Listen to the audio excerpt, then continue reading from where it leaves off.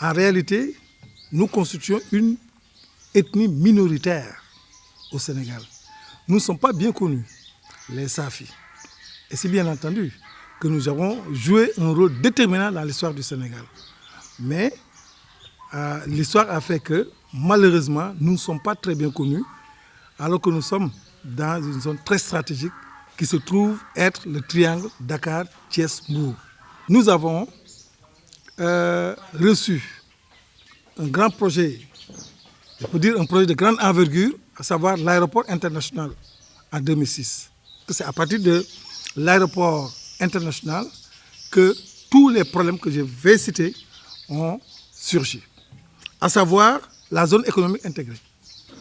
L'État a mobilisé 10 000 hectares allant de Yen jusqu'à Sindia, sans pour autant qu'il y ait justement une intégration des communautés existantes. Ici ajoute le port de Ndayan sur 4 000 hectares. Il y a aussi les agro-industries qui sont dans la zone.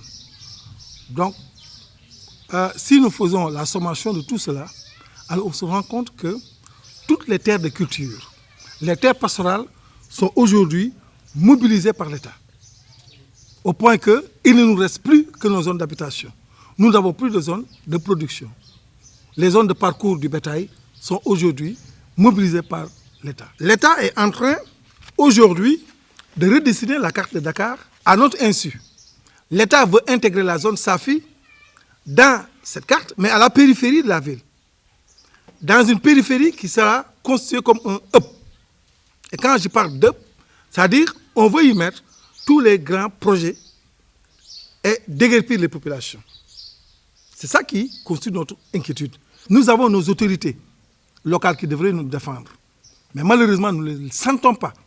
C'est pourquoi l'association Koram Safi a pris son courage à deux mains pour affronter l'État, pour affronter tous ces bailleurs, pour affronter tous ces gens qui veulent réaliser ces projets dans notre localité. Nous avons fait une pétition pour dénoncer ce projet de libération de l'emprise et qui va découler sur le déguerpissement de certains villages.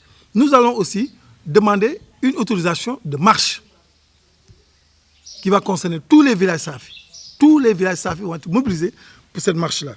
Nous allons aussi saisir toutes les autorités compétentes et éventuellement mettre en place pour d'avocats parce que nous allons porter plainte contre l'AIBD.